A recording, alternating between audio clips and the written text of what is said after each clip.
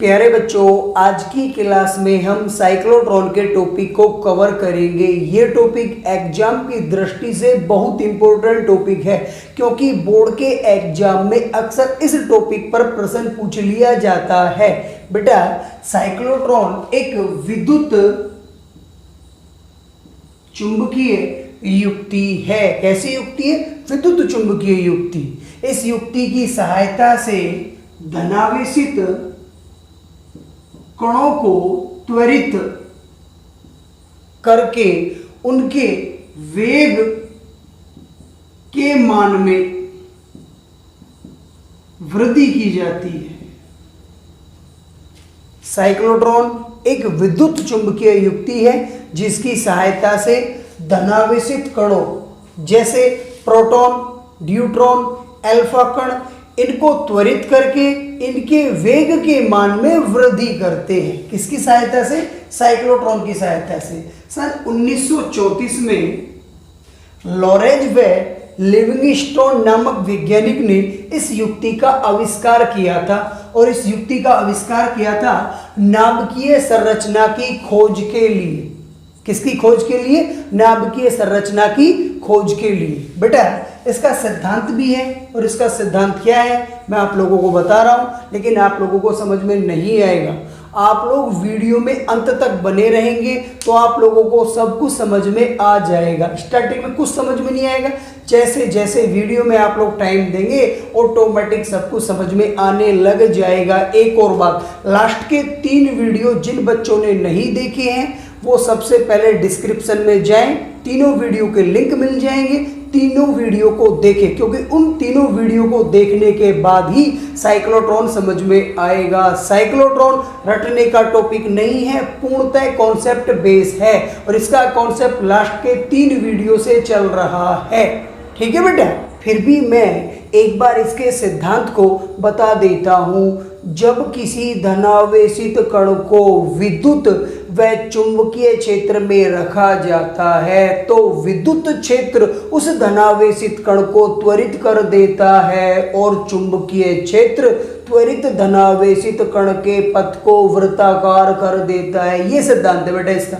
आया समझ में? नहीं आया होगा, वीडियो में आप लोग अंत तक बने रहे, सिद्धांत स्वतः ही समझ में आ जाएगा। अब हम साइक्लोट्रॉन की संरचना समझते हैं। बेटा, साइक्लोट्रॉन में अंग्रेजी के कैपिटल वर्ड डी के समान 2 खोखले पात्र होते हैं जिन्हें डीज कहते हैं। ये D1 डीज है, ये D2 डीज है, और ये दोनों डीज 2 शक्तिशाली चुंबक के N और S ध्रुवों के मध्य रखे होते हैं, और दोनों डीज एक प्रत्यावर्ती स्रोत से भी जुड़े होते हैं। बोर्ड पे बेटा ये चित्र ज्यादा अच्छे से समझ में नहीं आएगा, इसे मैं इजी करके समझा देता हूं। ये N ध्रुव है, ये S ध्रुव है, इन दोनों ध्रुवों के मध्य डीज रखे हैं। किस प्रकार से रखे हैं? ये D1 डीज रखा हुआ है, और ये D2 डीज रखा हुआ है, और यहाँ क्या है? N ध्रुव, और यहाँ क्या है? S ध्रुव। तो संरचना मैं एक बार फिर बता देता हूं।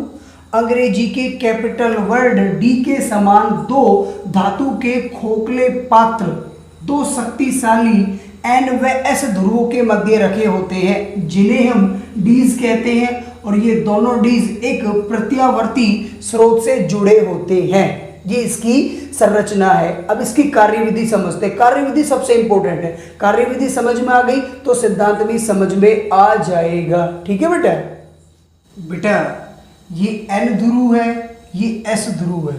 आप लोग जानते हो चुंबक के कितने ध्रुव होते हैं? 2। ये एक दंड चुंबक है जिसके 2 ध्रुव होते हैं। माना ये N ध्रुव है और ये S ध्रुव है, और बेटा इसके चारों तरफ क्या होगा? चुंबकीय क्षेत्र, जिसे चुंबकीय बल रेखाओं से प्रदर्शित किया जाता है, और चुंबकीय बल रेखाएं चुंबक के बाहर होती है N से S की ओर। कहाँ होती है? N से S की ओर। और चुंबक के अंदर होती है चुंबकीय बल रेखाएं बेटा S से N की ओर। कहाँ होती है? S से N की ओर। तो ध्यान दो, इन दोनों ध्रुवों को यदि मिला दिया जाए तो ये बंद चुंबक बना रहे हैं क्या? नहीं बना रहे। तो तो ये बंद चुंबक की बात नहीं हो रही, बल्कि बाहर वाली बात हो रही है। और चुंबक के बाहर वाली बात हो, चुंबकीय क्षेत्र की बात हो, तो चुंबकीय बल रेखाएं चलेगी N से S की ओर, अर्थात चुंबकीय क्षेत्र की दिशा होगी N से S की ओर। तो यहाँ जो चुंबकीय क्षेत्र होगा वो होगा N से S की ओर। कहाँ होगा?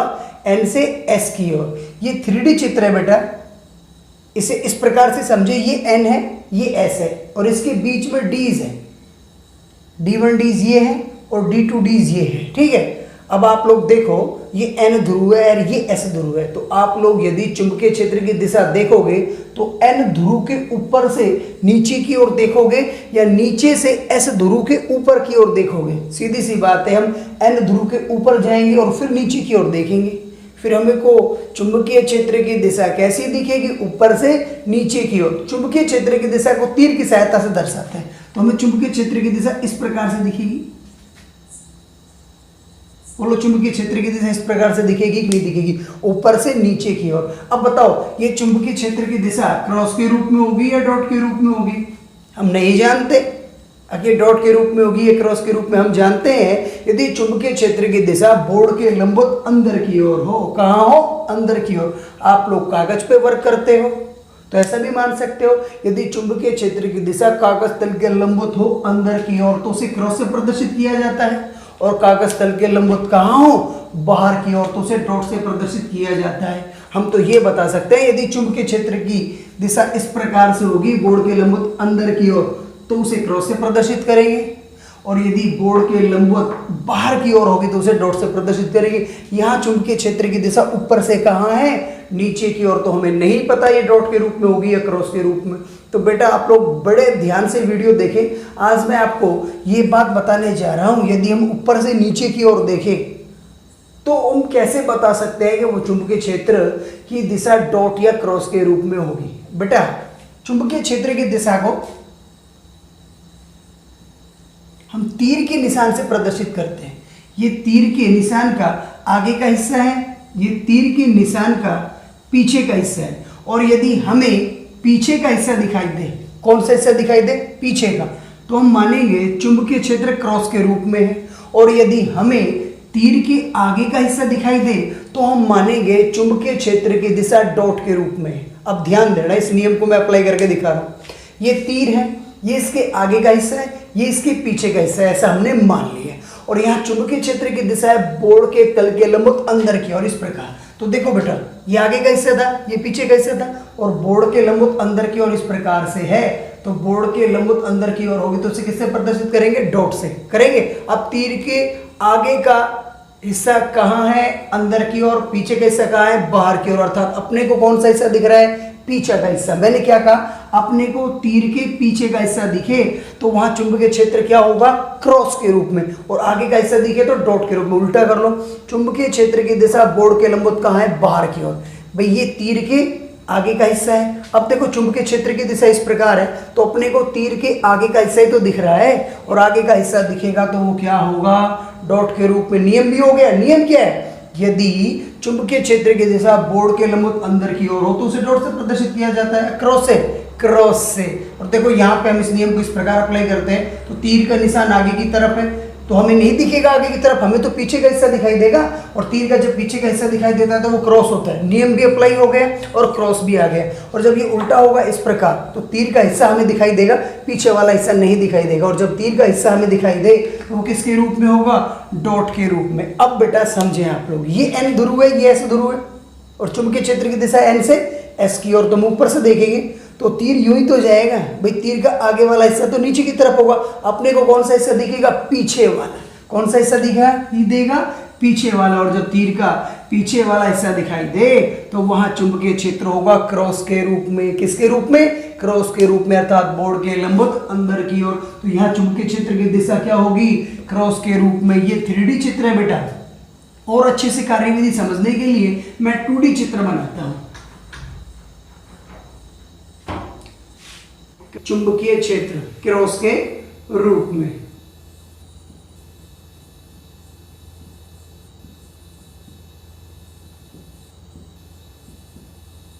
इसमें बेटा 2 डीज रखे हुए हैं, मैं 2D में बना रहा हूं तो इन्हें ऐसे ही बना लेता हूं। और ये दोनों एक प्रत्यावर्ती स्रोत से जुड़े हुए, और प्रत्यावर्ती स्रोत भी ये दोलित्र है। प्रत्यावर्ती स्रोत से ही समझ लेना।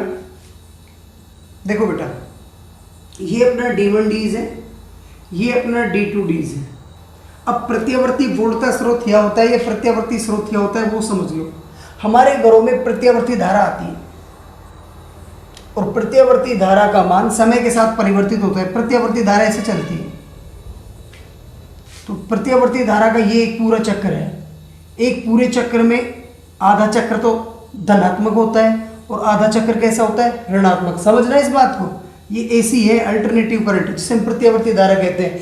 इसका मान समय के साथ परिवर्तित होता है। ये इसका पूरा एक चक्र है, तो आधे चक्र में प्रत्यावर्ती धारा कैसी होती है, धनात्मक। अगले आधे चक्र में कैसी होती है, ऋणात्मक। इसका मतलब ये हुआ, जब यहाँ प्रत्यावर्ती वोल्टता स्रोत इस D से जुड़ा हुआ है, तो प्रथम आधे चक्र में यदि D1 धनात्मक है तो D2 ऋणात्मक होगा।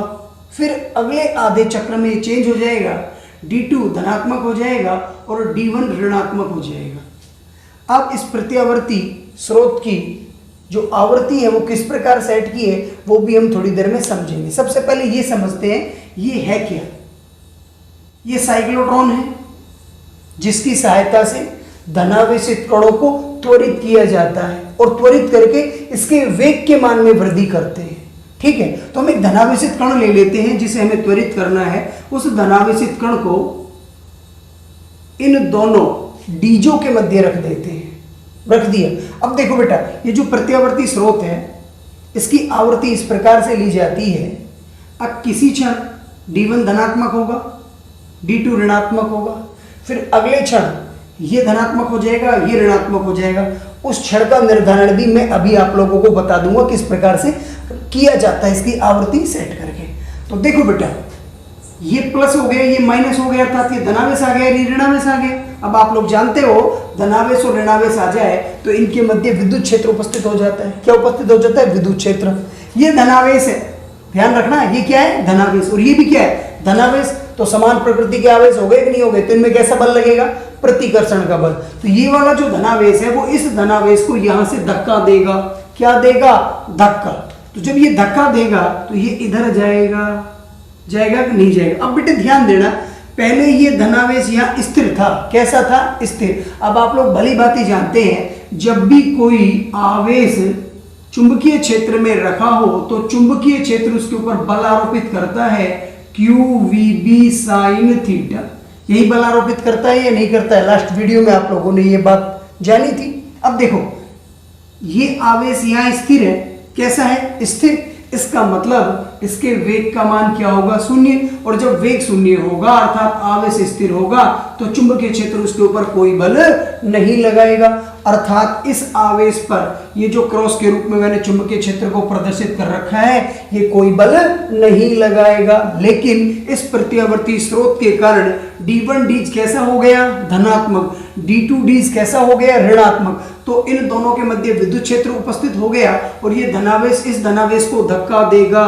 तो धक्का देने के कारण ये इधर गति करेगा कि नहीं करेगा, इसका मतलब इसका कोई ना कोई वेग होगा या नहीं होगा, वेग होगा। अब देखो बेटा, चुंबकीय क्षेत्र की दिशा क्या है, बोर्ड के लंबवत अंदर की ओर। और ये जो धनावेशित कण है ये धनावेशित कण ऐसे जा रहा है और चुंबकीय क्षेत्र की दिशा ऐसे है, बोर्ड के लंबवत अंदर की ओर। तो आप लोगों ने केस नंबर 4 में पढ़ा होगा, जब धनावेशित कण चुंबकीय क्षेत्र के लंबवत गतिशील होता है तो चुंबकीय क्षेत्र उसके ऊपर अधिकतम बल आरोपित करता है और उस अधिकतम बल के कारण उसका पथ वृत्ताकार हो जाता है। कैसा हो जाता है, वृत्ताकार। ध्यान देना, तो इसका जो पथ होगा वो वृत्ताकार हो जाएगा। कैसा पथ हो जाएगा, वृत्ताकार। दोबारा समझे, ये साइक्लोट्रॉन है बेटा, इसकी सहायता से धनावेशित कणों को त्वरित करके उनके वेग के मान में वृद्धि करते हैं। अब हमें एक धनावेशित कण लेना है जिसे त्वरित करना है, फिर उसके वेग के मान में वृद्धि करनी है इस साइक्लोट्रॉन की सहायता से। तो ये हमने धनावेशित कण ले लिया। ये धनावेशित कण यहाँ पे रखा है, इसका मतलब स्थिर अवस्था में है, और जब ये स्थिर अवस्था में होगा तो चुंबकीय क्षेत्र इसके ऊपर कोई बल आरोपित नहीं करेगा। ये प्रत्यावर्ती स्रोत डीज D1 पर धनावेश और डीज D2 पर ऋणावेश उपस्थित करा देगा, जिसके कारण इन दोनों के मध्य विद्युत क्षेत्र उपस्थित हो जाएगा। ये धनावेश है तो ये धनावेशित कण पर इधर की तरफ धक्का देगा या नहीं देगा, अर्थात ये धनावेशित कण गतिशील हो जाएगा और ये इस प्रकार से गति करेगा और चुंबकीय क्षेत्र इस प्रकार से है, तो दोनों की दिशा क्या हो गई, एक दूसरे के लंबवत। आप लोग ये बात भली भांति जानते हैं केस नंबर 4 से, आवेशित कण चुंबकीय क्षेत्र के लंबवत गतिशील हो तो चुंबकीय क्षेत्र उसके ऊपर अधिकतम बल आरोपित करेगा, जिसके कारण उसका पथ वृत्ताकार हो जाता है। तो इसका पथ वृत्ताकार हो जाएगा और ये यहां आ जाएगा। ठीक है, अब देखो बेटा, इसकी आवृत्ति इस प्रकार से सेट की जाती है। अब जब ये आधा चक्र ले, ये धनावेशित कण कितना चक्र ले, आधा, अर्ध चक्र पूरा कर ले, उस टाइम ये तो ऋणावेश बन जाए, ये क्या बन जाए, धनावेश। क्योंकि प्रत्यावर्ती जो स्रोत होता है बेटा, उसका पूरा एक चक्र में पहला आधा चक्र धनावेशित होता है और फिर आधा चक्र क्या होता है, ऋणावेशित। तो आधा चक्र धनावेशित, आधा चक्र ऋणावेशित, इसका मतलब क्या हुआ भाई, एक पूरे चक्र में पहले ये धनावेशित था, ये ऋणावेशित था, तो ये धनावेशित हो जाएगा, ये ऋणावेशित हो जाएगा। एक चक्र में ये दोनों जो सिरे होते हैं वो चेंज हो जाते हैं, धनावेश ऋणावेश में और ऋणावेश धनावेश में। ठीक है बेटा, तो अर्ध चक्र में ये चेंज हो गया, अर्ध चक्र में चेंज हो गया या नहीं हो गया। अब जब अर्ध चक्र में चेंज हो गया तो बेटा ये तो वृत्ताकार पथ में गति करने लग गया। मान लो 10 मीटर पर सेकंड के वेग से गतिशील हो गया, लेकिन देखो ये धनावेश है, ये भी धनावेश है, तो ये धनावेश इसके ऊपर और धक्का देगा या नहीं देगा भाई। 10 मीटर पर सेकंड के वेग से तो गतिशील ऑलरेडी हो गया, अब ये आवेश इसके ऊपर और धक्का देगा तो इसके वेग के मान में और ज्यादा वृद्धि होगी, और वेग के मान में वृद्धि होगी तो ये जो वृत्ताकार पथ होगा ये भी थोड़ा बढ़ जाएगा, फिर ये इधर आ जाएगा, फिर प्रत्यावर्ती स्रोत के कारण ये धनावेशित हो जाएगा और ये ऋणावेशित हो जाएगा, फिर ये धक्का देगा, फिर वेग के मान में और ज्यादा वृद्धि होगी, तो ये इस प्रकार से हो जाएगा और बेटा इस प्रकार से चलता रहेगा। ध्यान दे, जैसे जैसे धनावेशित कण के वेग के मान में वृद्धि होगी, इसकी त्रिज्या के मान में भी वृद्धि होने लग जाएगी। और बेटा ये जो डीज है, इस डीज पर एक यहां खिड़की लगी होती है।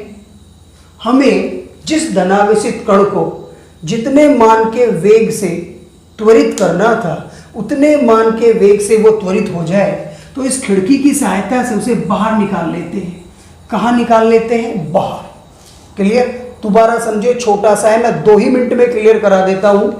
साइक्लोट्रॉन एक ऐसा उपकरण है या एक ऐसी युक्ति है जिसकी सहायता से धनावेशित कणों को त्वरित करके उनके वेग के मान में वृद्धि की जाती है, और इनके वेग के मान में जब वृद्धि हो जाती है तो ये नाभिक की संरचना की खोज करते हैं। ठीक है, और बेटा यहां हमने इस व्यवस्था को 2D में बना दिया, फिर हमने एक यहाँ पे धनावेशित कण को रखा जिसे हमें त्वरित करना है। ये प्रत्यावर्ती जो स्रोत है वो किसी क्षण D1 डीज को धनावेशित कर देता है और D2 डीज को ऋणावेशित कर देता है, अर्थात धनावेश और ऋणावेश के मध्य विद्युत क्षेत्र उपस्थित हो जाता है और धनावेश इस धनावेशित कण को धक्का देता है। पहले जब ये स्थिर अवस्था में था तो चुंबकीय क्षेत्र ने इसके ऊपर कोई बल आरोपित नहीं किया, और जैसे ही ये गतिशील हो गया तो ये गतिशील कहाँ हुआ, चुंबकीय क्षेत्र के लंबवत, तो चुंबकीय क्षेत्र इसके ऊपर अधिकतम बल आरोपित करेगा, जिसके कारण इसका पथ वृत्ताकार हो जाएगा। देखो बेटा, यदि इसके वेग के मान में वृद्धि नहीं होती तो ये वृत्ताकार पथ में एक निश्चित पथ में ही गतिशील होता। अब जैसे ये यहाँ आया, ये जो प्रत्यावर्ती स्रोत है इसकी आवृत्ति को हम इस प्रकार से सेट करते हैं, जैसे ये अर्ध चक्र ले, इसका भी अर्ध चक्र हो जाए तो फिर अर्ध अगला चक्र लेगा तो मान चेंज हो जाएगा। जो धनात्मक था वो ऋणात्मक हो जाएगा और जो ऋणात्मक था वो क्या हो जाएगा, धनात्मक, अर्थात ये तो हो जाएगा ऋणात्मक और ये क्या हो जाएगा, धनात्मक। अब जब ये मान धनात्मक हो गया तो ये इस धनावेश को धक्का देगा या नहीं देगा, तो इसका जो पहले वाला वेग था वो और ज्यादा बढ़ जाएगा, और जब वेग बढ़ेगा तो इसकी त्रिज्या भी बढ़ जाएगी, इसका पथ थोड़ा और बड़ा हो जाएगा, फिर ये यहाँ आएगा तो फिर वही व्यवस्था होगी, ये धनात्मक हो जाएगा, ये ऋणात्मक हो जाएगा, फिर ये इसको धक्का देगा तो फिर ये इधर हो जाएगा, फिर वही होगा, ये ऋणात्मक हो जाएगा, ये धनात्मक हो जाएगा, फिर धक्का देगा। इस प्रकार से इस धनावेशित कण के वेग के मान में वृद्धि होने लग जाती है। हमें इसके वेग के मान में जितनी वृद्धि करनी होती है उतनी वृद्धि कर लेते हैं। फिर इस डीज पर एक विंडो लगी होती है, एक खिड़की लगी होती है। उस खिड़की की सहायता से धनावेशित कण के वेग में जब वृद्धि हो गई तो उसे बाहर निकाल लेते हैं और फिर उसकी सहायता से नाभिकीय संरचना की खोज करते हैं। कार्य विधि समझ में आई तो आप लोगों को सिद्धांत भी समझ में आ जाएगा। ध्यान देना, हमने धनावेशित कण को कहां रखा भैया, प्लस और माइनस है, इसका मतलब विद्युत क्षेत्र में रखा और यहां चुंबकीय क्षेत्र भी है। तो विद्युत क्षेत्र क्या कर रहा है, इसको त्वरित कर रहा है, इसको क्या कर रहा है, त्वरित कर रहा है, गतिशील कर रहा है। और चुंबकीय क्षेत्र क्या कर रहा है, चुंबकीय क्षेत्र इस त्वरित कण के पथ को वृत्ताकार कर रहा है। कैसा कर रहा है, वृत्ताकार कर रहा है। एग्जाम में इसके ऊपर क्वेश्चन किस प्रकार से आता है वो भी समझ लो। इसका सिद्धांत पूछा जाएगा, इसकी कार्यविधि पूछी जाएगी, हो सकता है संरचना भी पूछ ली जाए। संरचना बिल्कुल इजी है। तो इसका सिद्धांत क्या होगा, सिद्धांत लिखना इतना ही है जितना मैं आप लोगों को बता रहा हूं। जब धनावेशित कण को विद्युत व चुंबकीय क्षेत्र में रखा जाता है तो विद्युत क्षेत्र उस धनावेशित कण को त्वरित कर देता है और चुंबकीय क्षेत्र त्वरित धनावेशित कण के पथ को वृत्ताकार कर देता है। अब आप लोगों को समझ में आ गया होगा, धनावेशित कण को विद्युत क्षेत्र में रखा तो विद्युत क्षेत्र ने इसको त्वरित किया। त्वरित कैसे किया, यहाँ प्लस होगा या माइनस होगा, ये प्लस इसको धक्का देगा तो ये गतिशील हो जाएगा। और ये बेटा गति कैसे करेगा, चुंबकीय क्षेत्र के लंबवत, तो चुंबकीय क्षेत्र भी इसके ऊपर बल आरोपित करेगा, अधिकतम बल आरोपित करेगा, जिसके कारण इसका पथ कैसा हो जाएगा, वृत्ताकार। फिर ये जो डीज हैं जिनके ऊपर धनावेश और ऋणावेश है ये चेंज हो जाएंगे, फिर यहाँ धनावेश आ जाएगा, यहाँ ऋणावेश आ जाएगा, फिर ये धनावेश और धक्का देगा जिससे इसके वेग के मान में और ज्यादा वृद्धि हो जाएगी। तो बेटा जैसे जैसे इसका वेग बढ़ेगा इसके पथ की त्रिज्या भी बढ़ने लग जाएगी और वेग के मान में निरंतर वृद्धि होती रहेगी। हमें जितना इसका वेग बढ़ाना है उतना वेग बढ़ा लेंगे, फिर इस खिड़की की सहायता से इसे बाहर निकाल लेंगे और नाभिकीय संरचना की खोज कर देंगे। क्लियर है बेटा। अब हम इसका गणितीय विश्लेषण पढ़ते हैं। गणितीय विश्लेषण करने से पहले बेटा इस चित्र को कंप्लीट कर लेते हैं, क्योंकि ये 3D चित्र है, हमने इसको 2D चित्र में समझा था। ये क्या है, साइक्लोट्रॉन, जिसकी सहायता से धनावेशित कणों को त्वरित करके उनके वेग के मान में वृद्धि की जाती है। तो हम एक धनावेशित कण लेते हैं जिन्हें दोनों डीजों के मध्य रख देते हैं। इस कण को हमने रखा है तो ये कण स्थिर है, और जब धनावेशित कण स्थिर हो चुंबकीय क्षेत्र में तो चुंबकीय क्षेत्र उनके ऊपर कोई बल आरोपित नहीं करेगा। ठीक है बेटा। लेकिन ये जो प्रत्यावर्ती स्रोत है ये D1 डीज पर धनावेश और D2 डीज पर ऋणावेश उपस्थित करा देगा, जिसके कारण यहाँ विद्युत क्षेत्र की उपस्थिति हो जाएगी और ये धनावेश इस धनावेशित कण को ऐसे धक्का देगा जिससे ये धनावेशित कण इस प्रकार से गतिशील हो जाएगा। यहाँ चुंबकीय क्षेत्र की दिशा क्या होगी इसे भी समझे बेटा। ये N ध्रुव है, ये S ध्रुव है और चुंबकीय क्षेत्र जा रहा है N से S की ओर और बीच में डीज रखा हुआ है और धनावेशित कण जा रहा है इस प्रकार से। देखो बेटा ये N ध्रुव है तो चुंबकीय क्षेत्र की दिशा ये और डीज की दिशा ये है, तो देखो इन दोनों की दिशा क्या होगी, एक दूसरे के लंबवत। केस नंबर 4 से आप लोग ये बात बहुत अच्छे से जानते हैं, जब भी कोई धनावेशित कण चुंबकीय क्षेत्र के लंबवत गतिशील हो तो चुंबकीय क्षेत्र उसके ऊपर अधिकतम बल आरोपित करेगा, जिसके कारण उसका पथ वृत्ताकार हो जाएगा। तो इस धनावेशित कण का पथ वृत्ताकार हो जाएगा और ये जैसे ही अर्ध वृत्ताकार पथ में चक्कर लगाएगा ये प्रत्यावर्ती स्रोत इन डीजों पर आवेशों को चेंज कर देगा। यहां ऋणावेश आ जाएगा, यहां धनावेश आ जाएगा। अब ये धनावेश देखो भाई ये गतिशील तो हो गया वृत्ताकार पथ में, मान लो 10 मीटर पर सेकंड के वेग से गतिशील हुआ, लेकिन ये धनावेश इसके ऊपर और ज्यादा क्या लगाएगा, बल लगाएगा, जिसके कारण इसका वेग बढ़ जाएगा और जैसे जैसे इसका वेग बढ़ेगा इसके पथ की त्रिज्या भी बढ़ती चली जाएगी और इसका वेग कैसे बढ़ता जाएगा, पहले क्षण में ये धनात्मक ये ऋणात्मक, अगले क्षण में ये धनात्मक हो जाएगा ये ऋणात्मक हो जाएगा, फिर अगले क्षण में ये धनात्मक हो जाएगा ये ऋणात्मक हो जाएगा, फिर अगले क्षण में ये धनात्मक हो जाएगा ये ऋणात्मक हो जाएगा। डीजो के ऊपर जो सिंबल है वो चेंज होते रहेंगे और जैसे ही सिंबल चेंज होंगे ये धनावेशित कण को धक्का देंगे और धक्का देंगे तो उनका जो वेग था वो और ज्यादा बढ़ जाएगा और वेग बढ़ेगा तो उसके पथ की त्रिज्या बढ़ जाएगी, ये वृत्ताकार पथ में घूमने लग जाएगी। आप लोगों को पता है बेटा वृत्ताकार पथ में घूमने के लिए कौन से बल की आवश्यकता होती है, अभिकेंद्रीय बल की। और यहाँ अभिकेंद्रीय बल किससे प्रदान होगा, चुंबकीय बल से। किससे प्रदान होगा, चुंबकीय बल से। किसी कण का द्रव्यमान स्मॉल m हो और वो v वेग से गतिशील हो, स्मॉल r त्रिज्या के वृत्ताकार पथ में गतिशील हो, तो अभिकेंद्रीय बल का सूत्र होता है mv² बटे स्मॉल r। और यहाँ आवेशित कण चुंबकीय क्षेत्र के लंबवत गतिशील है तो चुंबकीय क्षेत्र उसके ऊपर अधिकतम बल आरोपित करेगा, उसका मान होगा qvb। यहाँ से v से v कट गए, इसके बटे में 1 मान लो, ऊपर वाली राशि को नीचे और नीचे वाली राशि को ऊपर कर देते हैं तो r बटे mv बराबर 1 बटे qb। तो यहाँ से r का मान निकाल लो, r बराबर आ जाएगा mv बटे qb। ये वृत्ताकार पथ की त्रिज्या आ गई। यहाँ से वेग भी निकाल सकते हैं तो v बराबर क्या आ जाएगा, qb r बटे m। आवर्त काल भी निकाल सकते हैं बेटा,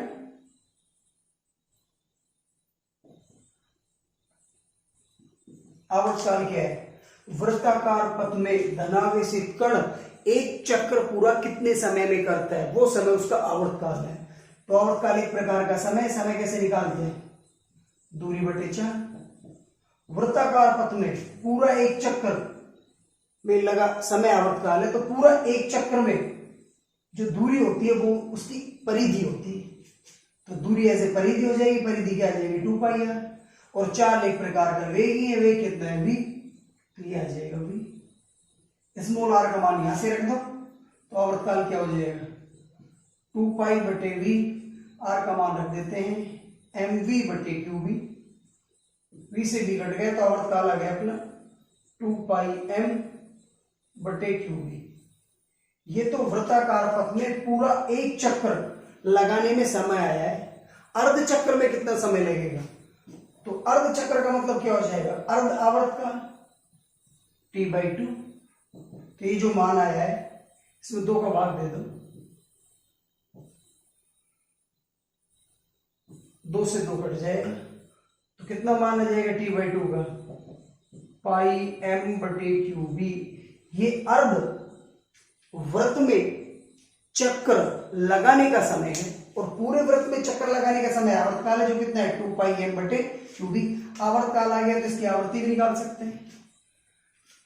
आवृत्ति को f से प्रदर्शित किया जाता है, ये आवर्त काल का व्युत्क्रम होता है। तो आवर्त काल के व्युत्क्रम का मतलब उल्टा, तो उल्टा कर दो, ये हो जाएगा qb बटे 2πm। आवृत्ति आ गई तो कोणीय आवृत्ति भी निकाल देते हैं। कोणीय आवृत्ति को ओमेगा से प्रदर्शित किया जाता है और ओमेगा बराबर होता है 2πf।